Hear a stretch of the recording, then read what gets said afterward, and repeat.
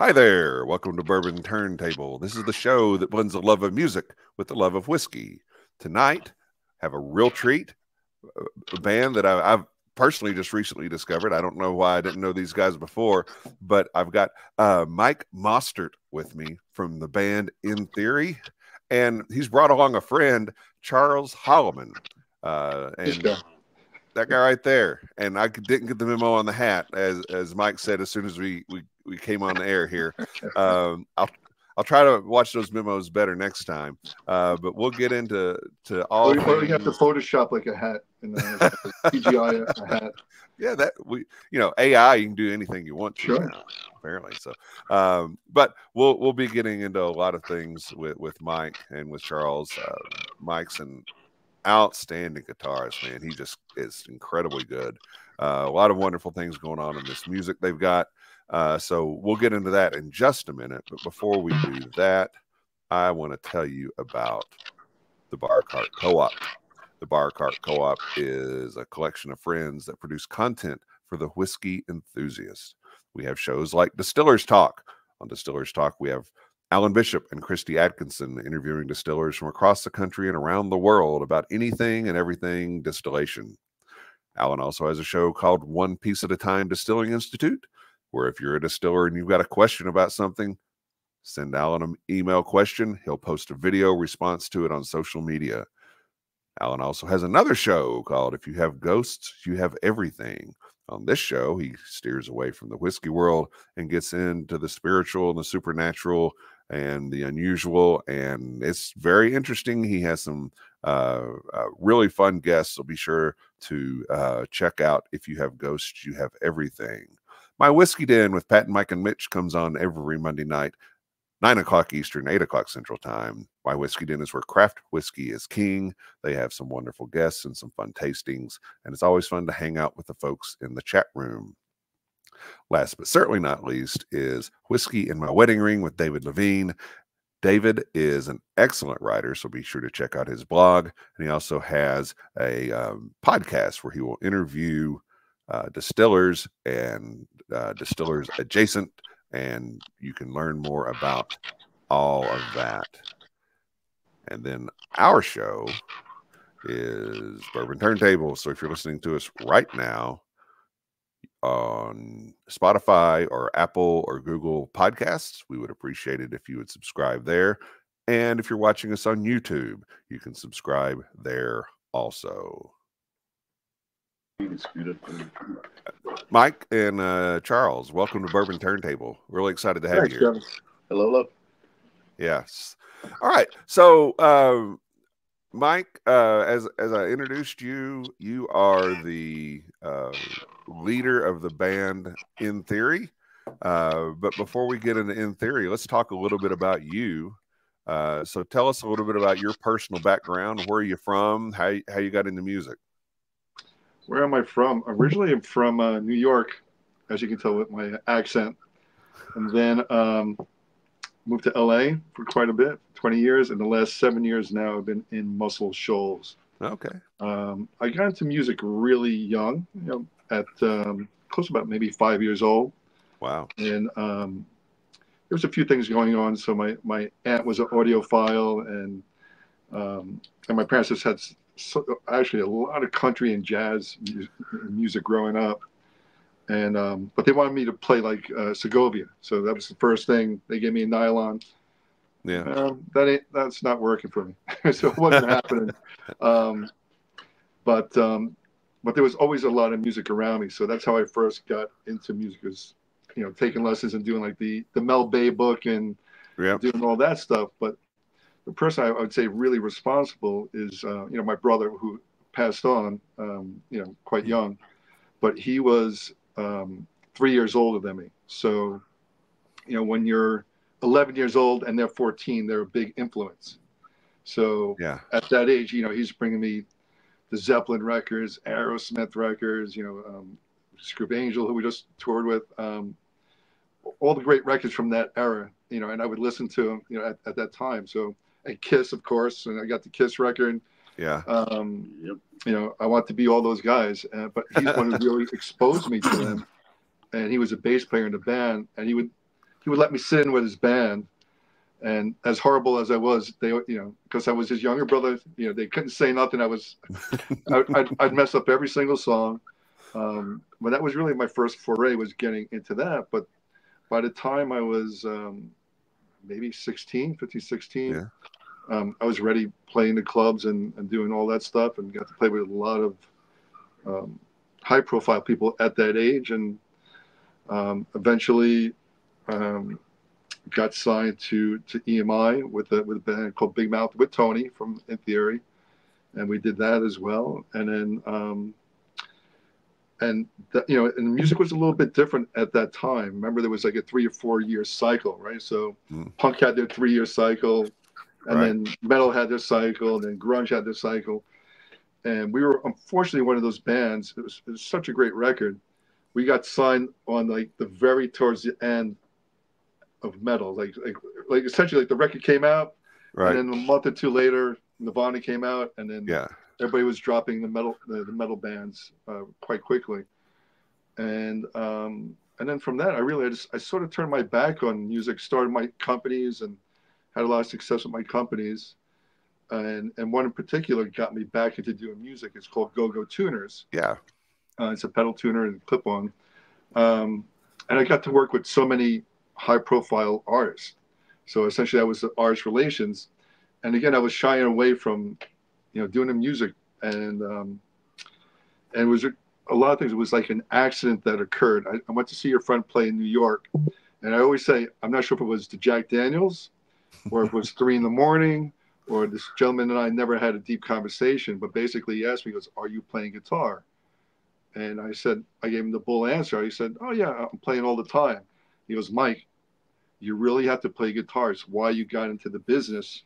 It's a part of who you are. It's in your soul. You have to do it." And I really, I thought about it. But again, I thought, again, more like a business guy, not the musician guy. I'm like, you know what? It'd be really good for the musicians to know that I'm just not an inventor or a bean counter, that I actually designed my product for a musician. So I knew my next interview was going to be 4 months out. And prior to that, I would always do the interview. I'd be the CEO. I got my blue pinstripe. I'd bring an artist guy with me. And no one knew no one knew I played guitar or anything. I really downplayed that whole side of me. But I knew, anyway, so 4 months out, I knew I was going to be on an interview. So I said, you know what? I'm coming out also as a guitar player, but it was also important to me to have credibility. So I don't want to be like, hey, it's cute, we're letting the CEO play. That would have killed me. If I play, I want it to be at the highest level that I can be. So for 4 months, maybe from midnight to about 3 or 4, I just woodshedded every single night. Just so I can sound good for 90 seconds. But my first coming out was on Fox TV to 20 million people. And that was my first thing. Mike's back in the music business. And I literally got to do my stuff. And then the next phase of that, I would interview my artist and I would learn one of their songs. I would always play a song with them. And again, my logic is, if I play one song for 30 days, I'll be pretty good at that song. Right. So that was the next phase. And I'd play guitar with whoever the artist was. And then I started getting invited to play with some famous people throughout the country. And I'd just go on stage and, "Mike, you got to play with us." And there I was. I'm jamming with some of the biggest guys on the planet. And then I had this epiphany. I said, you know what? Why don't I make my own event? Because I have all these great artists, and I'll be the house band. So now the house band. I'm the guitar player, and they're sitting in with me, and we do these events throughout the country. And then I did something that was never done in our industry at the time. Now some companies have followed it. I made a artist roster record. So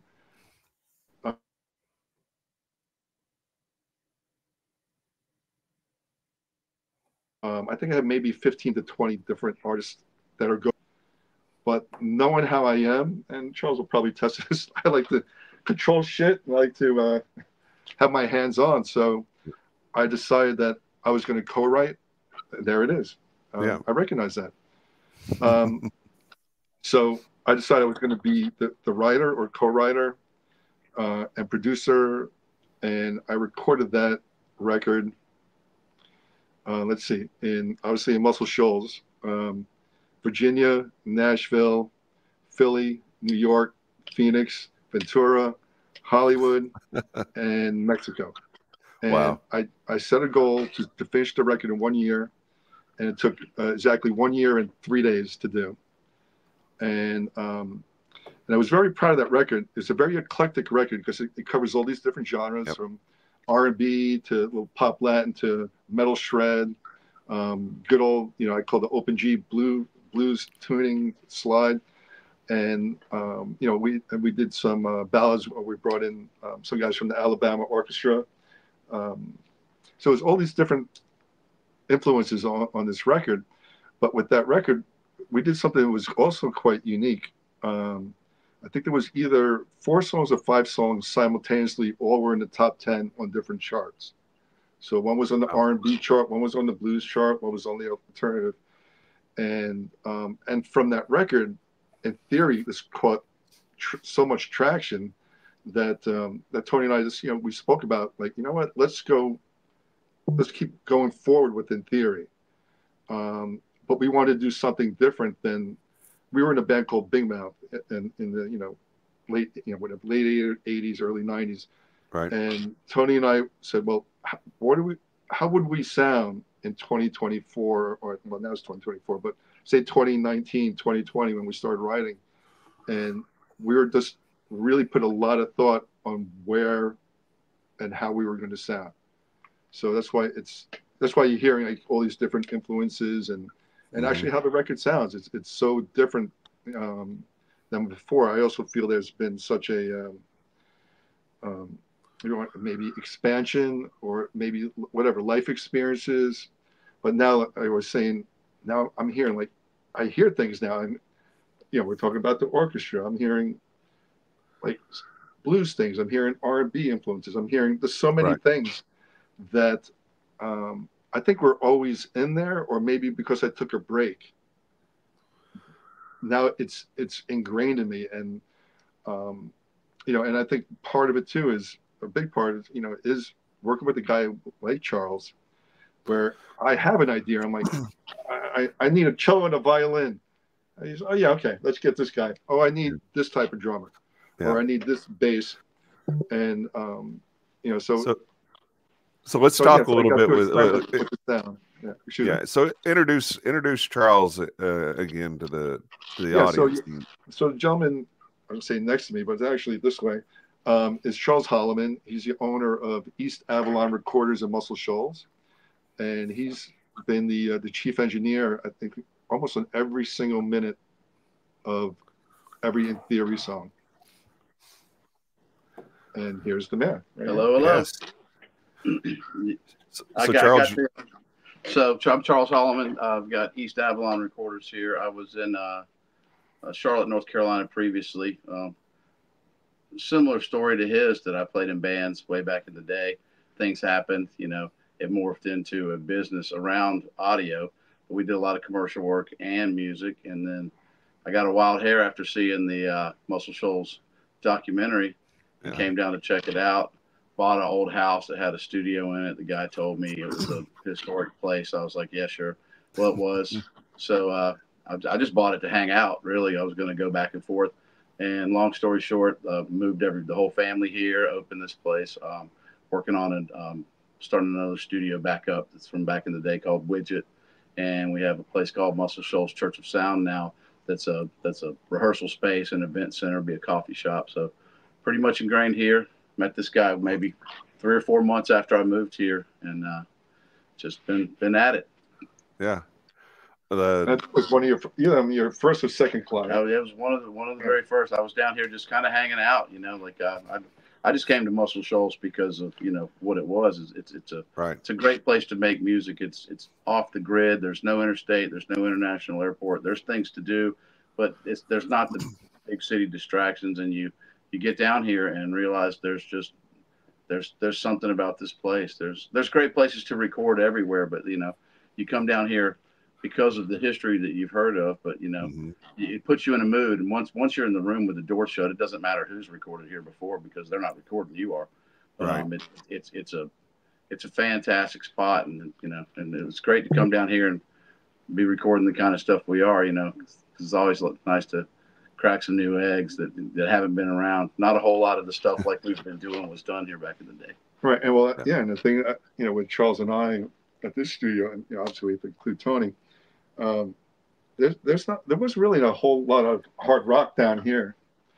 I think we're really like one of the first really hard rock bands to come out of Muscle Shoals, and and not only that, I mean, our last two singles also cracked top 10 as well on the active and classic charts. So for I still view us as a brand new hard rock band out of Muscle Shoals that had 2 top 10 singles, and I don't think anybody's done that here. I don't think so. That I'm aware of. Not in that genre, anyway. In other genres, yes, but not. Sure. What we're. No, Muscle Shoals has a very deep history. Obviously, you've got this place, 3614 Jackson Highway. If you look at that picture, you're a little bit to the right. There's a rehearsal place called Church of Sound, which Charles owns. Oh wow! Yes, sir. Oh, that's awesome. But a lot of history there, and you're just making new history now. So that's wonderful. How about we drink some whiskey? Is that all right? Okay. Sounds like a good idea. Anybody opposing that? So one of the bottles I sent you it's from a whiskey company called Broken Barrel, and they are actually out of Los Angeles. So I thought that would be interesting because I thought you had some LA history in you there. I'm a 20-year guy in LA. Yeah. I actually thought maybe you actually broke the bottle and sent me a broken bourbon bottle. No, but what they do is they'll source whiskey from a distillery here in Kentucky, and then they'll take it and they'll put it in these big vats, and they'll take other barrels and break those barrels up and put the staves from that barrel into those vats just to get some of the flavor from that other barrel into that whiskey. And this is actually they used a stout beer barrel, so it's kind of interesting, complex, kind of like In Theory's music. So you've got something to drink there. You got it right here. All right, cheers, gentlemen. All right, cheers. Boom. All right.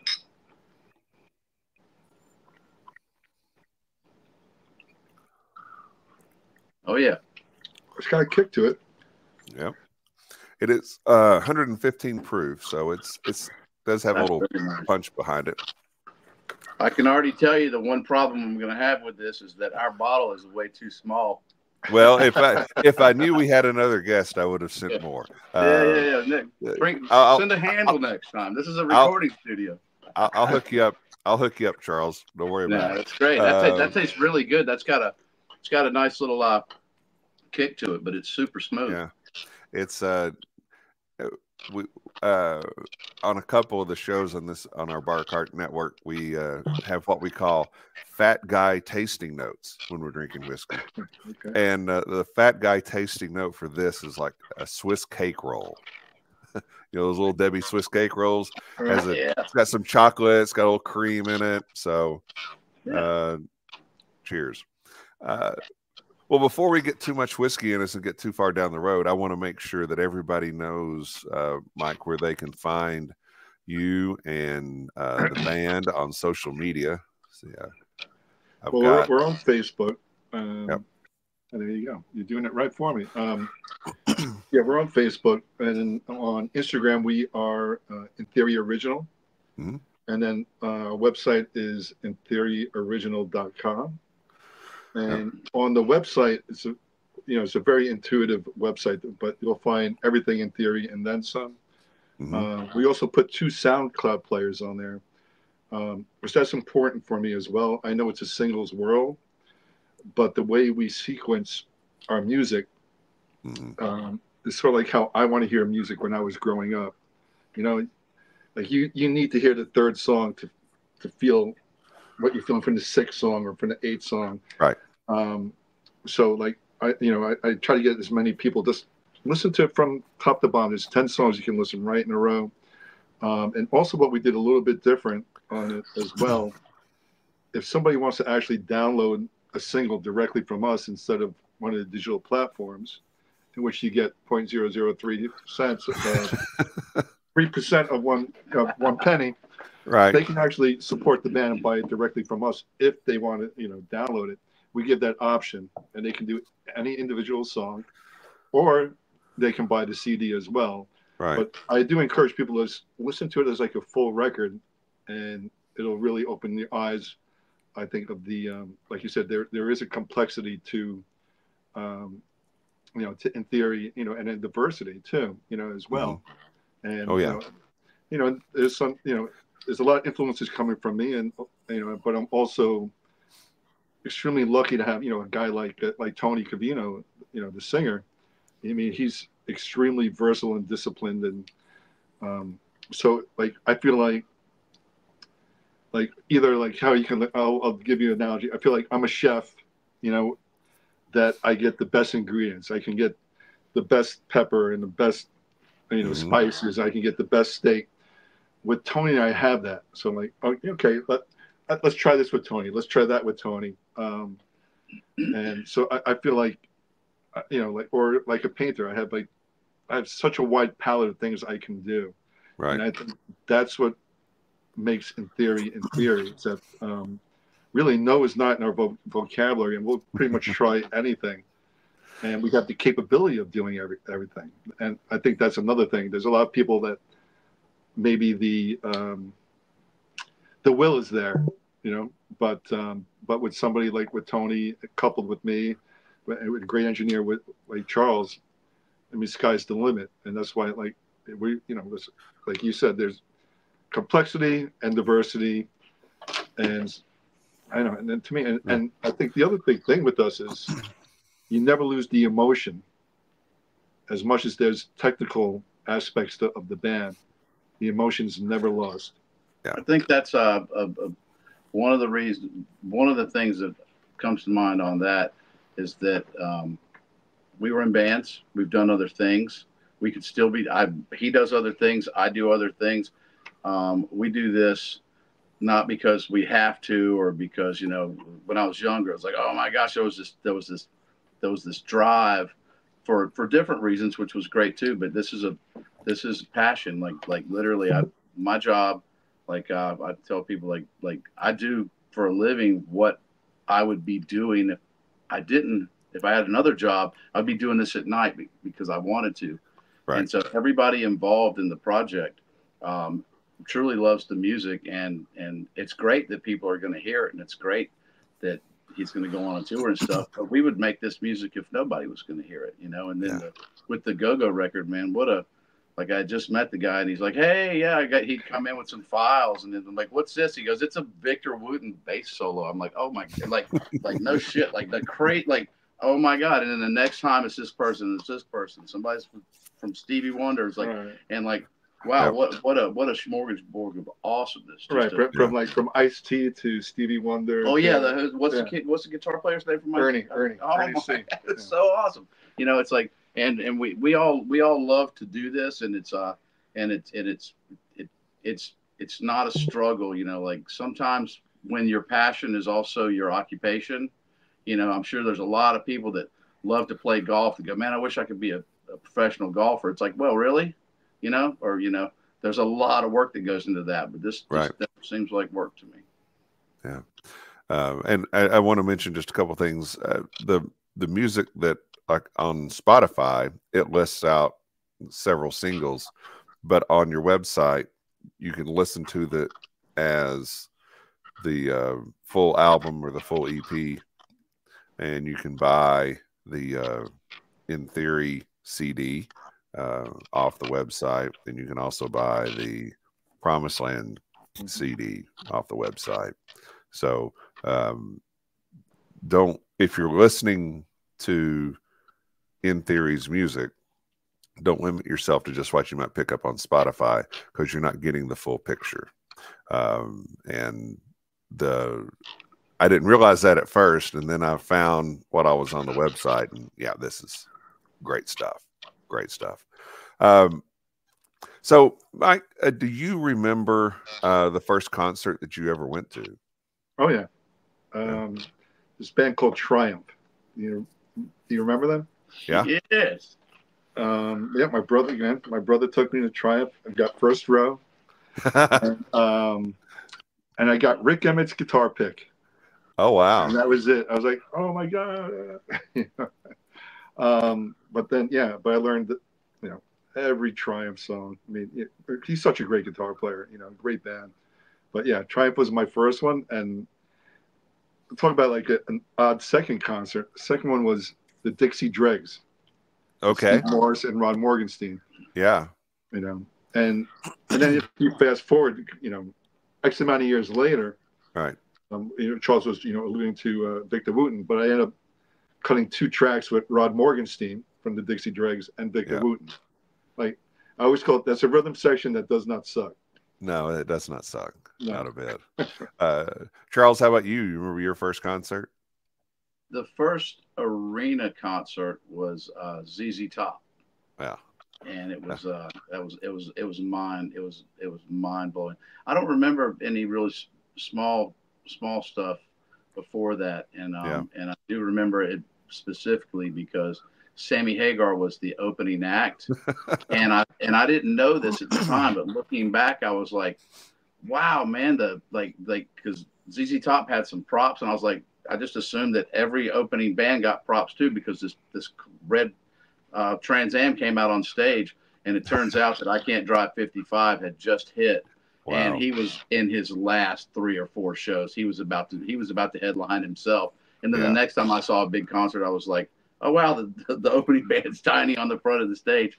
This little music business background. But I'd say ZZ Top, I think, was that and Billy Squier, and then Van Halen on the Diver Down tour. That wasn't the first one, man. That was a that was a doozy. I was totally in love with listening to music, all the classic rock stuff. I was a Van Halen freak, but my mom had a classical guitar and I couldn't put my fingers on it. My neighbor would play all this stuff, and then I was in my friend's basement and his older brother played the Ramones. And I literally stopped the record. I was like, I could do that. Literally, I'm one of those people that was like, oh, wow, this is actually obtainable. So if it wasn't for Ivan Purcell playing We Want the Airwaves by the Ramones, I would have never picked up the guitar, because it was something that I didn't have the lessons when I was a kid, and so my introduction to it was opposite of his. But what's cool is once you get into the music and you truly love it, you all arrive at the same point.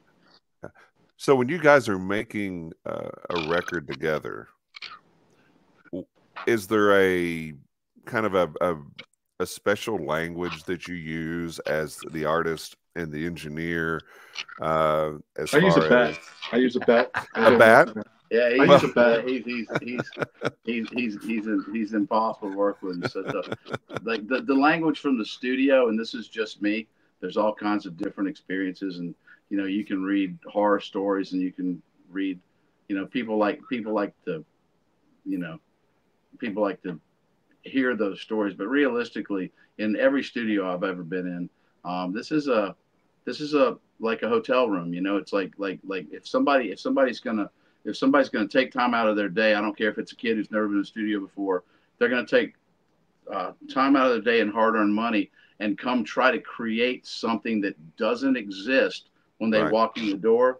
Then my job isn't to put my stamp on it or act like I know more. My job is to make them glad they came and do what I can to make it to where when they leave, they're better. They and their product are better for the visit. Yeah. And sometimes I'll, like on people say, who's the biggest people you've been around? It's like, well, that was, maybe Steven Tyler, but I was a limo driver on that one. I was driving him around when he was here, or I'll be glad to go get the food, or I'll play the guitar, or I'll help you write the song. I don't care. Right. You know, Right. but I just want to be in the room. Right. And I think the language of the studio for anybody who's wanting to be in the studio business, you know, but be aware that these people that come, this is very important to them. Sometimes I've had people that they say it's the highlight of their life. And then, you know, so for me to take that anything more than just like, it's an honor to have people want to do this stuff with me. And then you just for me, it's just my home from home, essentially. I think I almost live here, essentially, you know. But I was going to say about language with Charles and I think it's very basic, you know. It's a lot of times it's just, Charles, I like this sound. I'm looking for this, or I'm looking for that. And he actually has like this memory, whatever, however you want to, like idiot savant of some sort. You know, like I'm like this thing. He was like, oh yeah, 1987, the Cranberries. Yeah, they used this on this. Oh yeah, 1994, this band that I never even heard of. Yeah, they did this on the bridge. I'm like, okay, yeah. And then he'll play it for me. I go, yeah, that's what I'm looking for. But there's always things that I'm specifically looking for. And then from a technical aspect, he sort of knows what I'm looking to get. But then when we start putting things together, he knows if I like it or I don't like it. That's for sure. Yeah. It's immediate. Like it's like, no, it's not working right. Or sometimes, many times I'm doing stuff and he's like, just add one extra note here. Sometimes it works the other way. But sometimes it's really that basic. It's not like, no, this is not right. You know, it's the truth. The music is the truth. You know, and music is the only thing that you're ever going to run into that's not going to hurt you unless you let it. You know, like if you get all wrapped up in publishing deals or fights in a big band, or you get addicted to drugs or whatever, that's not music's fault. You know, music, you can always come back to music, and if you treat it like it's important. And it's a, you know, it's whatever you call it, spiritual, you call it whatever, you just call it a release at the end of the day. But if you like the studio, like I would tell people like sometimes when I'm just running my mouth, I go, the two most intimate places in the world that are totally different kinds of intimacy is a bedroom and a studio, or maybe if for somebody it's in a, I don't know, it's in a therapy. I don't know. It's where you can be open and honest and completely. Sometimes studios both. Somebody walks in here and like the first thing we got to do is dress it down and go like, okay, here's the deal. Like everybody's idea matters and everybody's opinion counts. Like with Mike, it's a single person. It's his thing, and then everybody else comes around. But if it's a whole band, it's the freedom to be yourself, like when you were a kid. Except for now, like you said, I remember I can pick stuff out of the air. Well, when I was a kid, I hadn't heard like a zillion different songs. You know, there's something pretty cool about being grown ass and doing something that you loved before. But you're like when I was 13 or when I was 22, that's a different thing. It's just like there's if you stay around long enough, you got to learn something, you know. And so you're going to pick up a few things along the way. If you're listening, and that's the great thing. And here, like you said, if your antenna is up, you'll pick up something. If you're listening, you'll pick it up. And the great thing is like in here, it's like that's what we're doing the whole time. We're listening. Yeah, and you kind of touched on this, and I wanted to ask you about it. I mean, within theory, Mike, it's you and Tony together. Correct. And then you're building other musicians around you. That's so correct. You're basically creating the vision that you want for in theory and for each song, and then bringing in musicians that can catch on to that vision, as opposed to, okay, we've got 5 guys in the room, they're all part of the band, and everybody's got an opinion about what this song needs to sound like or which song needs to be on the album. And so talk about the differences between working with the small core of you and Tony and Charles as well, I suppose, and as opposed to working with a full band like that. I mean, first of all, it's a lot easier. You know, two opinions are a lot better than 4 or 5 opinions. Right. When you have a certain vision. But what Tony and I have been able to do also, even though, yeah, we are building people around us, but there's a consistency with those people. You know, so for instance, on keyboards, on every song, it's the same keyboardist. Mm-hmm. You know, on the backgrounds, for the most part, almost every song, it's the same background singer. But we have most of the revolving door, and that's more of I guess me than anything is the drummer. And Mm-hmm. we've had different drum, from like a Vinny Appice from Black Sabbath. Yeah. Our current drummer, he's been on the last 9 songs. So there's, so while like, yeah, they're part of the band, but they're not part of the band. Right. But there is always a consistent drummer. Like he was with Pink and Jennings and folks like that. Yeah. And then early on, I was, actually the assistant engineer for Charles. By accident, I ended up playing bass on the good majority of everything. Great bass player. He plays like the guy in Stone Temple Pilots and a little bit John Paul Jones, which is sort of like that was the bass style I was looking for. And he happened to play that style. Yeah. So that worked out. And then, and again, one of our other key drummers is from LA. His name is, Andy Sinisi.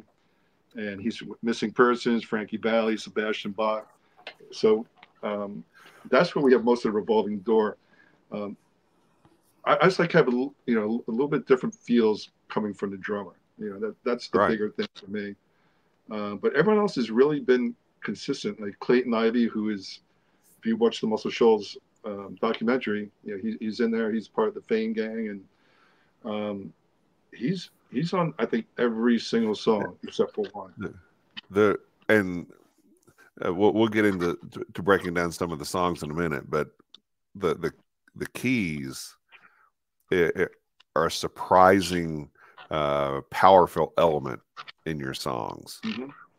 So that's a great testament to him and to you for the sake of the betterment of the song, giving somebody like that the room to shine. That's Mike. And that was something that he heard and made a conscious decision, because I play guitar. I don't play guitar like he does, but like I played in a punk rock band, right? And like, college alternative before Nirvana broke.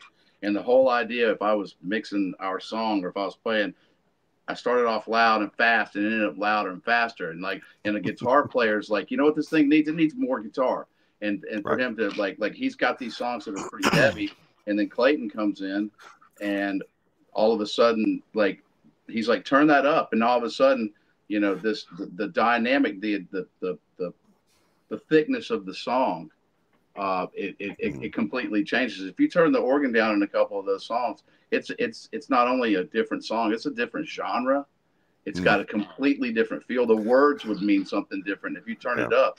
It's and that's a conscious decision that he made. Yeah, and let's talk about the overall sound. Not that every song's the same, because they're certainly not. But when I listen to you guys, I get some Velvet Revolver, I get some Audio Slave, some STP, Soundgarden, a little Led Zeppelin. And I mentioned this right before we started. The songs sound good, and I don't mean, oh, I like that, or they're played correctly. The sound quality is wonderful. How much do you guys work on getting that right? Well, that's an interesting question. It all depends on the song. How's that? I mean, really, sometimes we nail it. There's a sound that, like Charles was saying earlier, there's just sounds that I hear, and sometimes, like I think early on we did with the guitar was an Ampeg, was it the Retroverb or what do you got? Reverber Rocket. Reverber Rocket. with the OCD pedal, and he's got this one mysterious pedal in his collection of all these crazy pedals. And that was the guitar sound, but it sounds heavy, but it's a very clean amp. Yeah. But as the songs have been evolving and music is evolving, I've been experimenting with this different amps. I mean, most recently we actually did a couple songs just with apps. We didn't even use an amp. And you know, I'm like, okay, I liked it because it was different and it sounded good. That's right. The key. The answer from my perspective is you'd have to define the word right, and right is it sounds good in the context of where we're at right now. And there are probably several songs, if not a very many, that the very first thing that he played is still there. If it needs to change, then we change it. Because when you add something else, oh, hey, might need to turn that down, might need to move that over, might need to add this. But there are songs from scratch that like, because I was like, okay, you know, the whole, like, we're going to go back and do that. And there wasn't a whole lot of thought that went into it. We plugged it into what was, you know, this engineer one time when I was younger, I said, hey, what's the best vocal mic for a male vocalist? And this is a typical question from a kid. And he goes, I'd say the one that works and that's plugged in and convenient. Because when the song is ready to be birthed, we don't have time to go, hey, let me keep ticking with this. You know, if you got a big budget and somebody wants to work on that sounds and give me 10 options 4 days before the artist gets there, that's cool. But when he's sitting on the couch and he has a burst of inspiration, if I take any extra time, it could go away. You know, so like it right is like, it sounds good. If it sounds right, cool, move on. And sometimes there was no extra thought to it. Right. You know, and sometimes we hunting fish. Right. And like I said, and I think it also has to fit. Like sometimes I'm playing a riff and I'm hearing a tone and like, yeah, that'll fit this song. And then we just roll with it. And I mean, we're pretty quick actually when it comes to tones. It's very fast. But he's right. I mean, that's how I'm also wired too. If I do have an inspiration to write, and it's going to take him, you know, or any engineer, an hour, 2 hours, 3 hours to get that perfect sound. Probably for me, I'd lost my inspiration of that riff, or the riff would have changed. Right, it would be a completely different song. And but yeah, here it's just pretty. I think for the most part, we've been changing a lot especially the last 2 years of sessions. You know, I think we went from like a Marshall. We've used the 5150. We used the Reverb Rocket, plugins, there's all sorts of things. And but sometimes, you know, again, there's a great communication with Charles and I, and sometimes you're just like, sometimes you just might just check it out. You may like it because he knows my taste as well. Yeah. He's like, I'm going to do this, and then I'm like, okay, maybe it just maybe needs this and this, but he knows from a technical standpoint. Okay, my mic says it needs this and this. Charles knows how to dial in what I want. Sometimes in the studio, it's like sometimes I think I know what he wants, and sometimes I'll just look over and go, I haven't used that in a while. That nobody would put that on this song, and so while something else is going on, I'll go get it set up, or I already have it set up.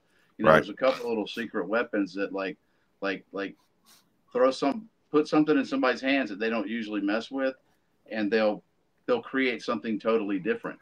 Yeah. So, you know, whatever most people wouldn't put on this kind of song, let's do that and see if it works. And if it doesn't, it was going to be fun anyways. It's all right. Cool. And then also, we definitely explore a lot, because also the other thing that happens when you're in the studio, these other frequencies come into play. So say I got this tone and we got a Clayton or something. Now the feel is completely different. So now the singer may have to sing a different tone, or we have to get a different EQ. Yeah.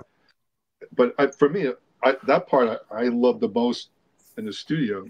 Like, it just keeps opening up more creatively. Oh, we got this sound here. Now try this chord, or that chord, and let's run it through. I don't know, run it through Charles's car or something. It doesn't matter.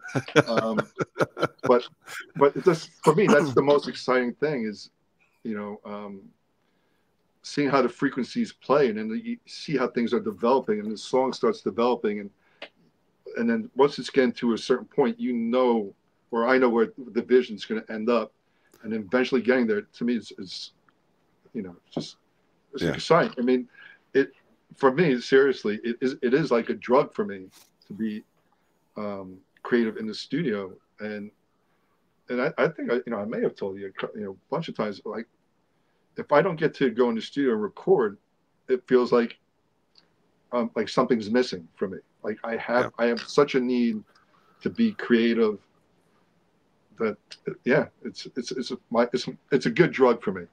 Yeah, they go in the other way. Yeah. Well. Speaking of, may not count as a drug, but we'll go with it. We'll go with the segue anyway. Let's try this other. Let's try this other. Yeah. Let's try the other sample I sent you guys. This is a Michter's barrel strength. It weighs in at 106.8 proof. It is a Kentucky bourbon, and actually the first time I heard the first song I heard from you guys, I was sipping on this, so I thought I'd send that along. What song was that? World on Fire. Yeah. So we'll put my lungs on fire. Yeah. Well, maybe a little bit. Cheers. Cheers. Go, bro. So let's talk about World on Fire a little bit. And that may have my favorite riff I've heard all year. That opening riff, that groove in that is just fantastic. It hooked me right from the beginning. And that's when I'm like, oh, I've got to find out more about this band. And kind of went down the rabbit hole and reached out to you, and you were gracious enough to agree to come on the show, and so here we are. But it is truly to me just one of the classic opening guitar riffs that I know of. I love it. So it reminds me of, like, it could be up there like with a Mississippi Queen or something. Like riff, you're in.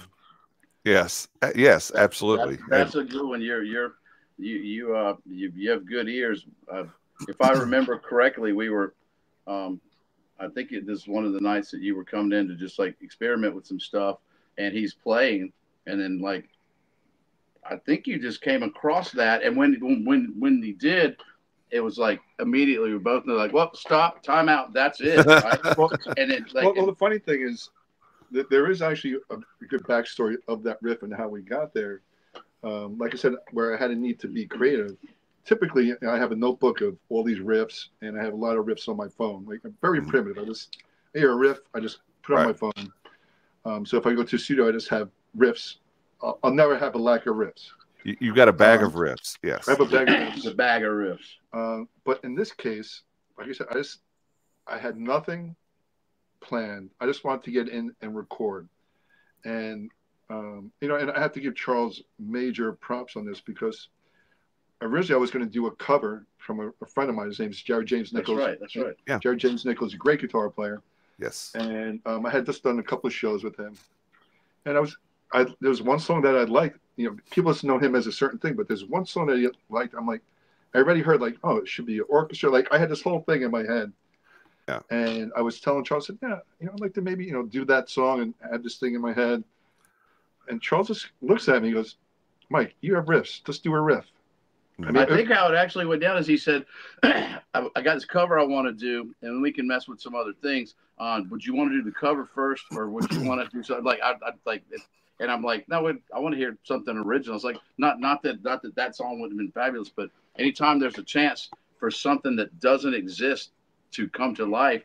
Yep. And I also knew that, like, he loves to get in the studio, and it's cool to do something with somebody else's stuff, but to be able just to express yourself, it's like people dancing or whatever, the way people shoot basketball, it doesn't even matter. Like, to get in here and get a release on, instead of trying to figure out another thing that somebody else has already done. And it feels like it was almost instant. We weren't. Yeah. He might have been playing guitar for 5 minutes. a minute or 2 or 3 minutes. Yeah, I'm still jicking around with all this stuff because we're just not even started yet. But I'm always rolling, and it was like, oh, timeout. That's it. Right. And then we just took it and we played it, and then like we just built a song around that.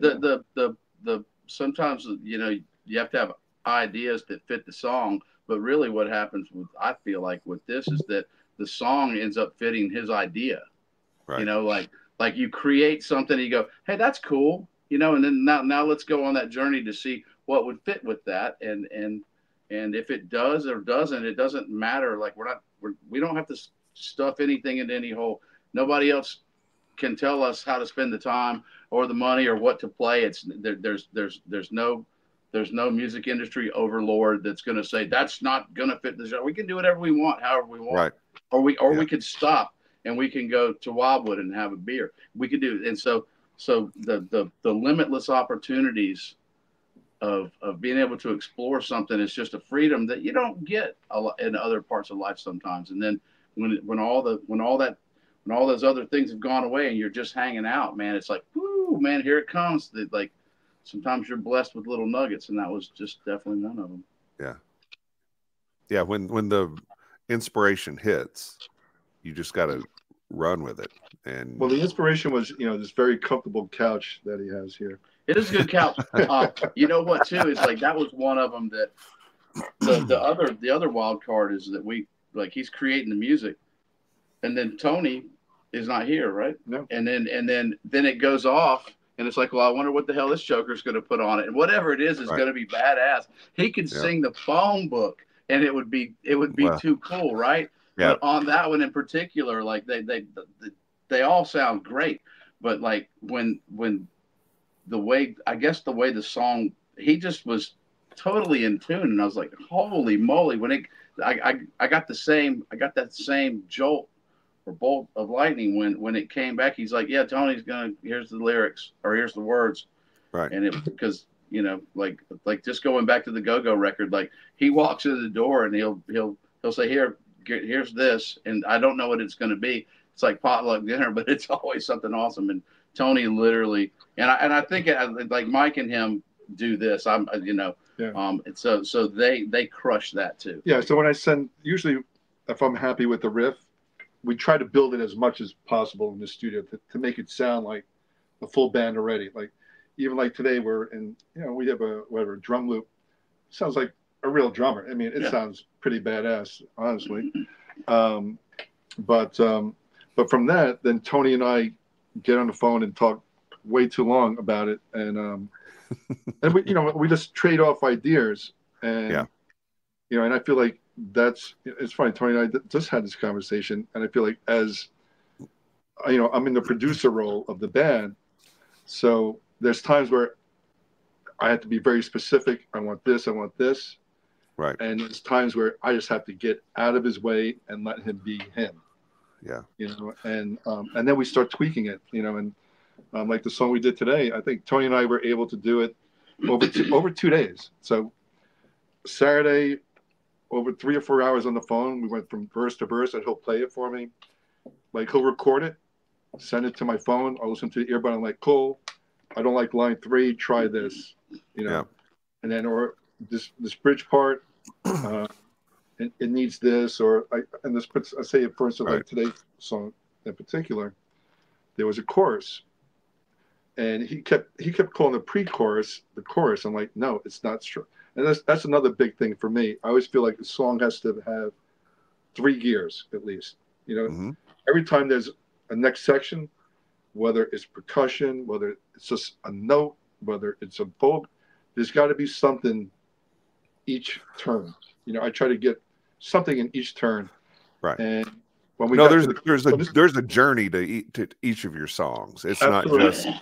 It's just not a straight road from here's the drummer kicking it off and here's the power chord at the end, and it's a straight line from point A to point B. That's not your music at all. No. And then and like I said on this one, Tony, when he did the chorus, I felt I said, no, it's got to be bigger. And right now he's in a different mode. He's like, no, I want to go a different route. I said, no, it's got to be bigger. And, but yeah, so, and that ended up being bigger.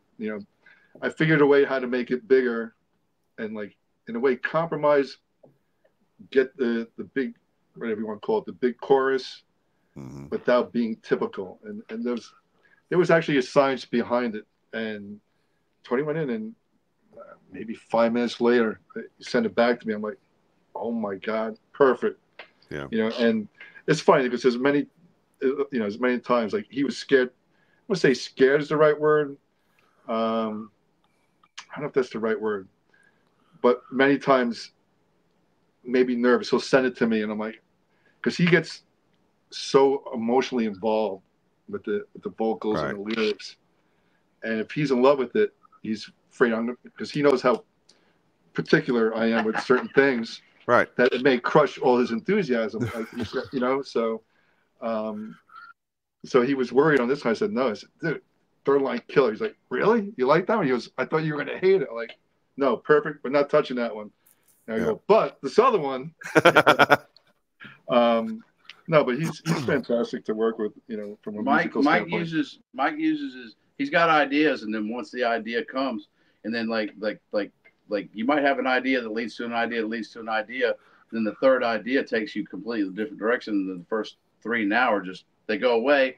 And then I get very married to demos that I do, and then Tony does too, because I love, you know, but he's got this, I don't know how he does it, but if I was explaining it, if I was doing it, it would just be one of those objective opinions where, what do you think? You go, it's good. It could be better maybe. And it could be, like, try this also. Just because someone wants you to try something, like, you might try 50 things and go back to the first one. But if he's got the feeling that it could be better, then he'll have that conversation with Tony. And that, like, the B side of all the singles, if we still had little like press singles, would probably be the good one would be their telephone conversations. I would love to be because, you know, but they've got a relationship from way back, and they can have that dialogue. It's just your body knows when it is. Your brain shut, like, you can feel it. You can, like, there's certain songs you can hear, they could have been done different. They could have been technically better, but, you know, sometimes there's a lot of wrong notes that are right, man. Like, if you listen to, like, the best songs in the world, man, there's a and like, if you take that out, man, that like it's a. And for me, it's always the bottom line. It's always, I always want somebody to feel something. That's for me the bottom line. You know, like, you could be technically proficient, you could be technically the worst player. That really doesn't matter to me. But do you feel something as a listener? You know, are you moving your head? Are you playing air guitar? Are you singing? Is it making you, you know, if it's a ballad, is it, like, you know, making you feel, like, bringing you to the time, making you sad? And if you're not, hopefully you hate it. You know what I mean? It's like, you know, it's like, we don't need anything vanilla right down the middle. Like, if it's not your thing, cool. But put something in there that gives somebody a choice. A decision to make, and something to listen to. But to me, that's always the bottom line. It's just the emotion. I just want the listener to feel something that I feel, you know. So, and Tony's voice is a perfect instrument for that emotion. Because his voice will work in such a way with the music that I think it optimizes that emotion in the song. Well, the other thing with Tony, I always say, is it's a blessing and a curse working with him. You know, is the blessing the blessing and curse are actually the same thing, right? So he has such a wide range of what he can do that you have all these different choices. You know, what can I do? What can I not do? You know, and then as a producer and as a writer, I have to narrow it down. Like, okay, I like this, so let's eliminate these 75% of other ideas, because he can do so many things, you know. So, like I said, and they may be great things, but they just don't necessarily fit what you're trying to do with that particular song or that particular album. Right, and like I said, and with us, I mean, every song is a journey, and you know, and the thing with Tony and I is as well, we're both extremely passionate. We're different on how we express it, and I think that sometimes it's a great we definitely will bump heads, but when we both agree on things, we both know it's right. And, like, we're proud. We can hang our head, we hang our head high. I mean, if you listen, I mean, how we feel no matter what on both In Theory records. I mean, we're proud of every single note that we do. We don't look, I don't look back. He doesn't look back as, well, I could have done this better. Right. We feel that was the right emotion at that time for that song, and that's where it's going to stay. If we have a new thing to say, we're going to write a new song. Yeah. You talk about the journey of your songs. I think not that one, that one too, but The River is certainly a great journey. Starts out with a nice little acoustic sound, and then takes you on a great journey of, to me, it's blues and it's soul, and I think this is a hard rock gospel album in a lot of ways. Yeah, well, the funny thing, The River was actually the very first song ever for In Theory. Really? And that was 100% the very first time he played that guitar, and it was sitting on the couch, and I just put a mic in front of him, and there was no, that was like literally, okay, we're capturing this right now, and my thought was, we got to get the idea. We can, if we need to fix it, and we'll fix it later, but we have to get the idea. And it just, that is the very first time you played it, and there's nothing been done to it. And that's actually, like you said, most of the demos, all the original guitars are never taken off the demos. No. Because I always, whatever, guitar feel, it's a feel that I'm going for. And then whatever the drummer or the bass player, they're playing around that original feel of the demo. So now for me to go back and redo that original guitar part will completely change everybody else's feel. Yeah. So that guitar part will always stay there. I may put in secondary guitars, but typically the demo guitar that we think is never going to stay usually is the one it's always the dominant guitar. I don't think it's ever gone away. Another person I worked with in the past that, like, this is when I was younger. I said, I was setting up a microphone for when a you were younger, and I said, is this a demo, or is this going to be a, and before I could even get the rest of it out, they said, Charles, it's never a demo. There's no such thing as a demo. And way forward in my life, it's like, because this person's walking out to experience this thing for themselves the first time. Like when someone's never sang anything or played anything, it's an unbelievable, like you said, almost like a gospel thing. It's an amazing experience. And like sometimes if you're not already rolling, you like there's nothing like capturing it. If you need to fix it later, fine. But that's one of the ones that, like, it was coming out, and you better be ready to go, man, because there's only you can only create something one time. After that, it's all recreation. Right. Well, and then on The River, there's only one exception on that song that I call it whatever, it's more of like a modern metal. There's a yeah. That's the only part that was not written that day. Like everything else was written. I think that part was maybe written like 3 or 4 months later.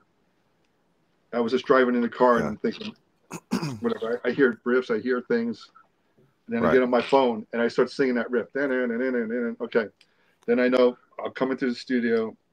We do it at a drum machine, and then I think it was Andy Sinisi at the time that did the drums. Then I flew out to California because that's another big thing. I need to be there with the artist. I mean, I like to see the immediate reaction back and forth. Right. I don't like tracks being sent. I think, like when we play with Clayton, many times I'm actually like 3 feet away from him actually when he's playing. Oh, yeah, he's just right there next to him. put the headphones on and sit right next to them, and I'm almost and they look at you, and you go, yeah, and it's like that's the and I don't think that's normal for a Clayton, from what I understand. No, most of the time, you want to leave him alone. Well, that's what everybody assumes. Hey, this guy knows what he's doing. Leave him alone. It's like, well, it's your fucking song, man. Like nobody knows how to do what's for you more than you. And like these, like Clayton loves coming over here because Clayton plays all kinds of stuff, but he's known for certain things. So a lot of the times people ask him to play that same thing, and he comes over here with Mike, and he has no idea. Is this going to sound like Deep Purple, or is it going to sound like a gospel record, or is it going to be punk? Who knows what it's going to be? And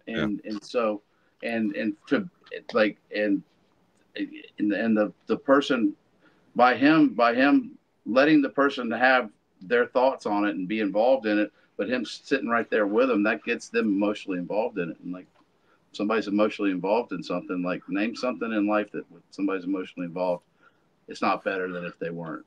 Right. You know? Right. But since we've already mentioned Jason Isbell once in this thing, I should probably say that you can only recreate something once. Other than that, it's recreation. I believe I straight stole that from his HBO documentary, but it stuck with me. You know, like, that's man, all right. Be ready. Like he probably stole it from somebody else, because that's just the way it goes. It's the truth, though. You know, it's like if you can capture, sometimes there's, you know, even if you don't keep it, when it first comes out, like there could be at the most minute, like he said, sometimes it's only one extra note the second time it comes around in a song. There are these little things that are there that are almost undefinable until after the fact. You know, I think there's hindsight. I think there's a, you know, that's actually on the website, that song "Get Me Higher," and you know, it's really heavy. Tony really balls out on that until the end, where it's very melodic.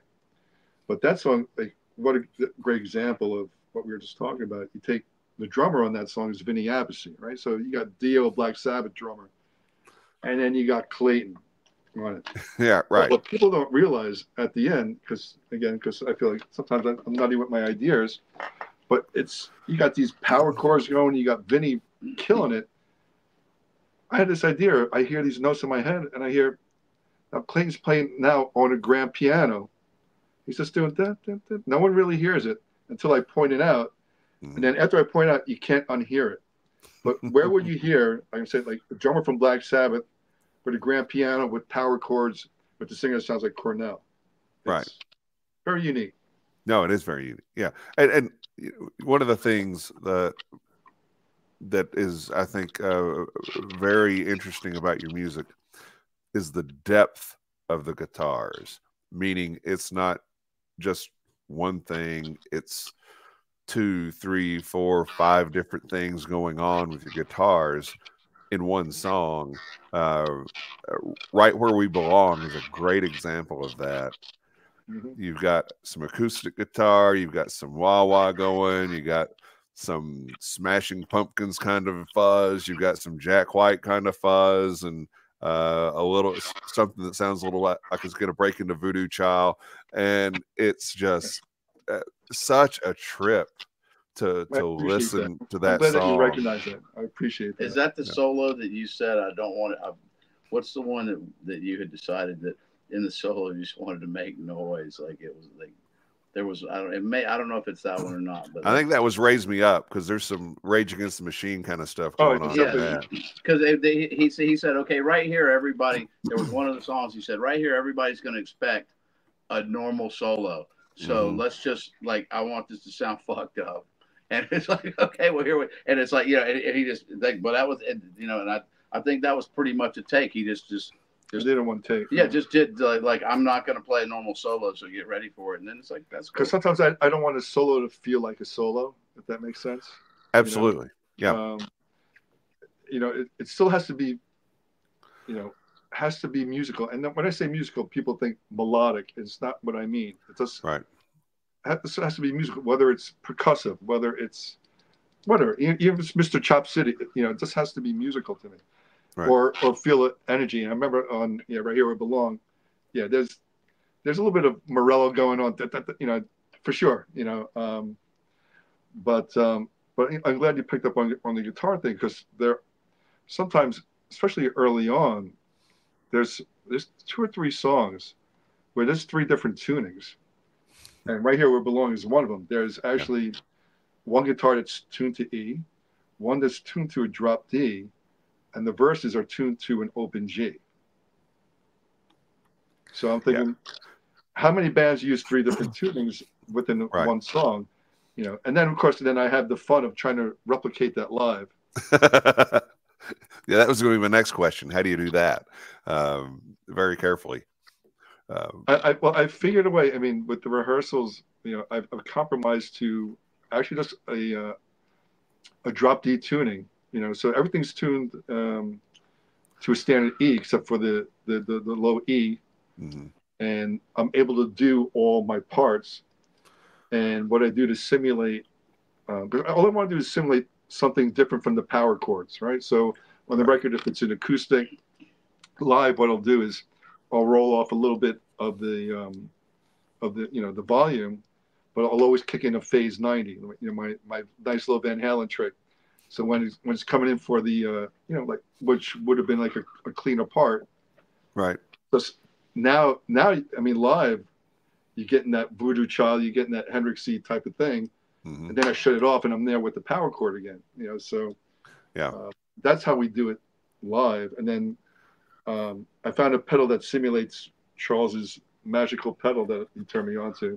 And it's an octave fuzz pedal. So what I do with that is I do listen to a lot of, like you said, Rage Against the Machine, Audio Slave, and they write a lot of riffs where the bass is following the guitar note for note. They're doing whatever. So live, what I do is I kick in the sub octave with the fuzz. So now it sounds like this riff, monstrous. And then when the vocals come in, then I take off the octave, I take off the fuzz. So dynamically, I bring it back down. You know, so there's a lot of stuff like that I do. I just have to figure that you've got a pedal board the size of a Buick. You know, it's funny, like he doesn't, well live, I don't, like, he's got a few live, but like sometimes you'd be surprised. But you could layer guitars in the studio. And sometimes there's a few. I mean, my pedal board's not that big. I mean, honestly, maybe it's 7 pedals at the most. That's it. Well, you're doing a lot with 7 pedals then, because I've learned a lot. Yeah, I've learned how to do, like, you know, this, you know. Because of the record, I had to play the songs a certain way because of the tunings. Now I'm playing it completely different because I'm just dropping the E to a D. And the good news is I'm not at all in the least concerned when somebody goes, because people come to the studio. He's never done this, but people come to the studio and go, well, man, we can't do that because I'll never be able to pull that off live. I'm like, this isn't live.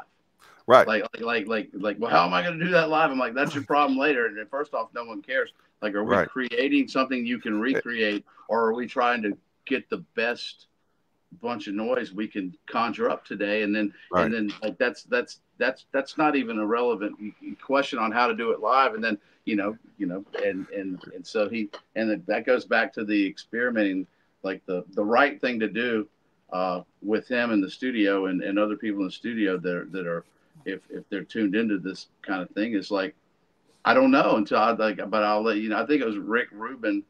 They asked him what the question he got the most was. I think it was Rick Rubin. And they said, he said, I don't know if it's the question I get the most, but the one that's curious to me is they go, what do you think it would sound like if we tried this? And he goes, I don't know what I think it would sound like, but you know what we could do is we could try it. Right. And then we could decide. And that's it. Like the spirit that Mike has on trying anything rather than hemming himself into a box is the reason that the things that he's put out are eclectic. Yeah. And to relate music to whiskey here, there are distillers that I know that take the same approach. Well, what would happen if we use this grain mash bill and we put it in this kind of barrel instead of this kind of barrel? I don't know. Why don't we try it and see? And you know what? If it doesn't work, guess what? I've learned something that doesn't work. Right. But I've tried it, and now I know. And I know better for the next time I want to try something to how to do it better. Or another, lesson that comes out of that for me too. Many times it may not work for that song, but Charles and I are the same with that. It stays in our memory banks. So like that thing that didn't work, remember, it would be like, yeah, that guitar thing, and we did bass. It didn't work. It's a completely different song. Then 4 songs later, like that idea, let's put it in that song, the one we hated, and it fits perfect. Yeah. But again, we took the chance 4 songs ago to, give it a shot. Yeah.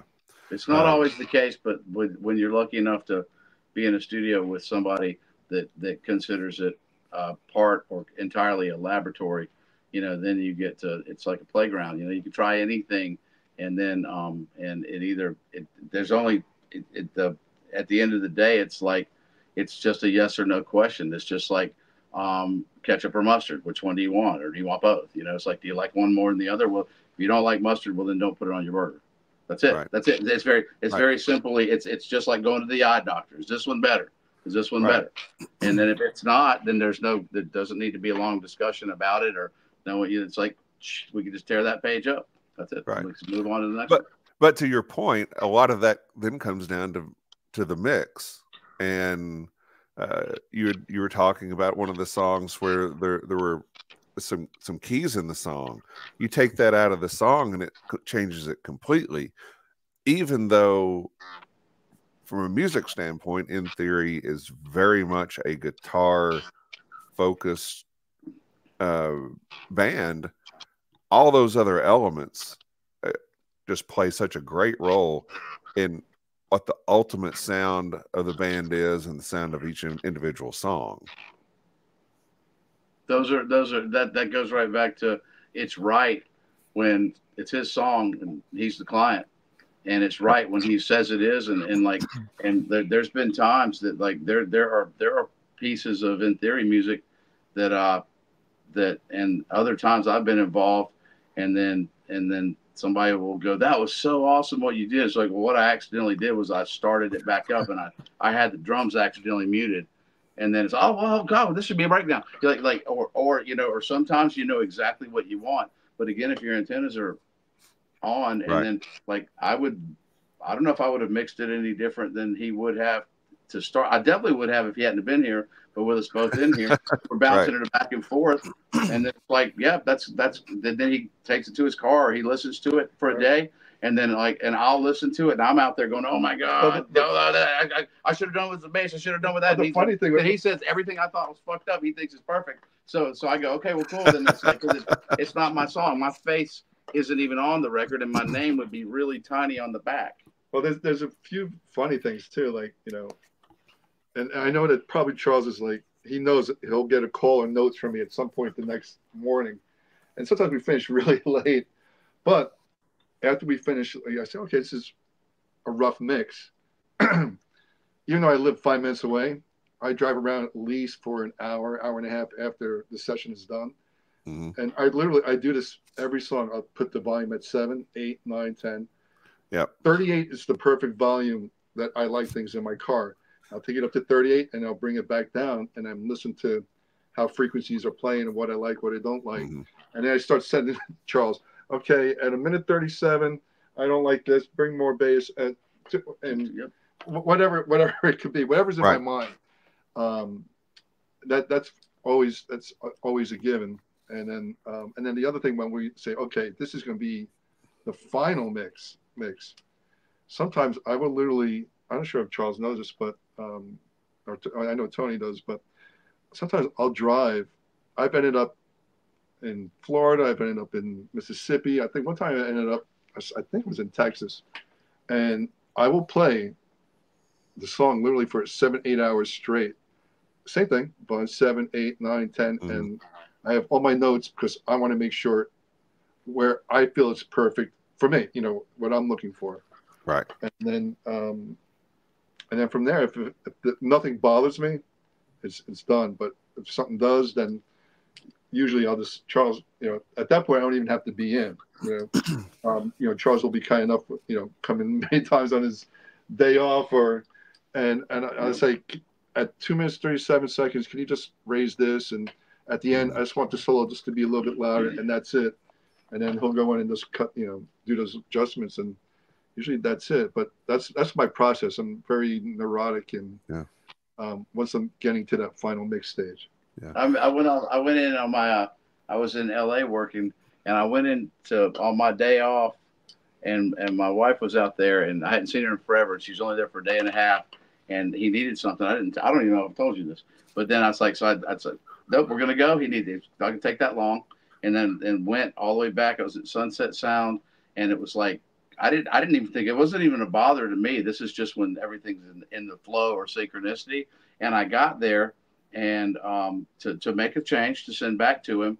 And had I not, I would have never met this guy's name is Ross Hogarth. He's a fabulous engineer. He did a bunch of stuff. He did a lot of the John Mellencamp stuff, and it was one of those times where I thought, man, you know what? Like if I was that guy that this is my day off, I would never be that guy anyways. That I got this huge bonus because he's like, hey, can you make this one change? I'm like, yeah, absolutely. Because he needed it made, and it was like, wow, it was a nice little. I ended up having one of the best conversations I've ever had in my entire life, and it was all thanks to he needed something. And the cool thing is, each time he makes a change, like I don't think you've ever gone backwards and taken a change off. It's like he hears it, and it's right. Yeah. And again, and this is a philosophical question, really, because it's his song. Like it's right when he says it's right. Like anybody else that thinks it could be different, well then, when you write your own song and record it, then you should probably do that. And a lot of people don't hear the subtleties that I hear. Oh no, yeah. And I'll talk to people. Sure. Yeah, whatever. 2 minutes 37. It's got this little organ thing. It starts getting volume here, and we lower the bass, and then I get all excited about all these little sections. I mean, even Tony, and he's more like, does it sound great or it doesn't sound great? But all these little things, I'm like, no, there's a little organ, there's a piano. Then I'm using this other guitar, but I'm doing this one extra chord. And then he just looks at me like, Mike, sounds great. Like, shut up. But let's talk about the new song coming out. Yeah, there's a new song coming out right on my screen, on our screens here, called Down. First of all, we actually have a different bass player on that song. Oh, really? His name is Perry Richardson from his band called Striper. Striper. Very nice. Yeah. Very nice. Perry killed it. Very different style, I've never worked with a bass player like this, but it added to the sound to it. And like he said, if you put me in a room, now I start hearing all these other things. And I'm not sure if I told you how he played it, but he played bass. He played a 5-string bass on the song, first of all. But since Striper tunes down a half pitch to an E flat, his bass is tuned to an E flat. So he's playing a 5-string bass tuned to an E flat, and that's how he did all our songs. So you had to transpose it fretwise. He had to transpose it. And some of it was working, some of it wasn't. And then he says, let me tune it up regular. It was even worse. So I think that gives it a unique sound. I think we did 4 songs with him. It's so unique. And then when I got to watch the videos, most, if they're strumming down, he's actually strumming up. The feel is different. It's going up. Yeah. It's just so odd when I watch the videos of what he does. Interesting. But this song is a little bit more heavier for us. As Perry described it, he calls it like sludge rock or mud rock in a way. Like your feet are stuck in mud and but it's heavy and you just want to get out. Yeah. And but it is the same type of when it did that riff. I was like, yeah, and that could be like a very audio slave. And but again, like that song has a couple of twists and turns, but I think we set the tone really fast with Tony. When he comes out with that opening scream, boy, does that get your attention, So, that first riff, and then Tony does his thing, and then when the verse comes in, we actually bring it down. Even though the song's called Down, but but we actually bring it down, sonically, and you hear this thing. It's like sounds like an air siren or alarm, which was Charles's idea. Whereas, but it's a guitar doing it. But it was Charles like, no, hit this other note. It hits this other note. It'll sound like an air siren. I'm like, again, but no, it's not in the vocabulary. I'm like, right, yeah, sure, an air siren will fit perfectly in this sludge rock song. Perfect. Sometimes it's a power drill. Like I don't know if I don't know if the In Theory songs have power drill, but the power drills have been on it, and it's like, well, and then with the Magic Pro Tools, then you can change the pitch on it. So there's vacuum cleaners and power drills. No, but that song is a powerful song, with the one word chorus, and Tony's doing down, because we want people. It's big, yeah. We want people to chant, Right. And Tony again has that uniqueness with the one single voice. He doesn't need it's cool. Like, we can do the big choir thing, but he can do that just by himself. Especially when that's our opening song live, by the way. Okay. And he just does down, and you see people like they're screaming with him. But he has that power that will just your hair's standing back when he's singing. But also like on that song, there's this bridge part that's again very In Theory. Acoustic comes out, then I put a clean guitar on it, then we add another note, and the way that Charles describes the way I do it, I think he describes I play jazz. I'm playing jazz chords when I'm doing like one or two notes at a time. Like I'm playing two notes, it needs a third note, and we try to. Okay, you know what? No, it needs a fourth note. But technically, if you're going to play it all at the same time, it would be a jazz chord over the hard rock stuff that we're doing. But again, that comes from hearing other instruments, because by itself it sounds cool. But then we added Lanisha from Stevie Wonder on that song. She's doing like this very sweet harmony underneath, and then we changed it from a driving bass part.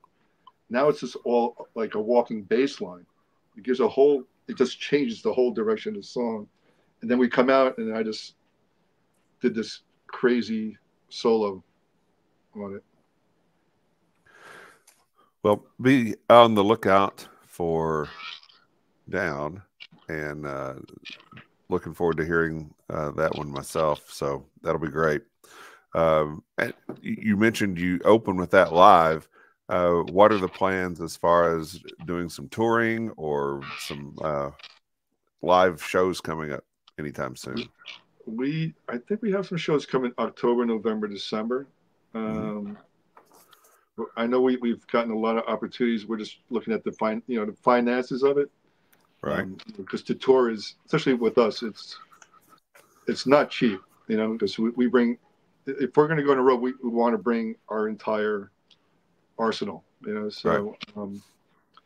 But we just got done. We did 3 tours throughout this year so far. So I know, fingers crossed, we may be actually getting one more big one before the end of the year.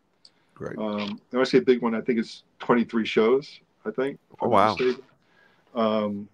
But it's with some, fingers crossed, but it would be with a band that was Charles's first band that he ever saw. There you go. If you remember early on in the conversation. You got to rewind it. Can't say that would be very cool. But yeah, so, and we got some, like I said, we've really hit it off with this band, Angel, and I'm not sure if you know who they are, but they were on the same label as Kiss. They were sort of like the counterpart to Kiss. Yeah. They dressed all white. Kiss was black. At one point, they were so big where like Judas Priest and all these other bands were opening up for Angel. And we did 2 legs with them. And I think we're going to end up, they won't be part of the 21, or 20, whatever X amount of shows. Right. But I think we're going to do a West Coast run with them, and then once Southeast run with them. So maybe 10 more shows with those guys. Oh, great. And the funny thing with that band is the guitar player, he's one of my idols, and his name is Punky. And that was one of the records that my brother introduced me. I was 11 years old, and they had this record. If you turn, no matter how you turn it, there's no upside down or ups. They were using mirrors on this record. It's such a cool concept record, and great record, by the way. And when I was 11 years old, my brother used to call me Punky. So, and fast forward, my brother died in a car accident.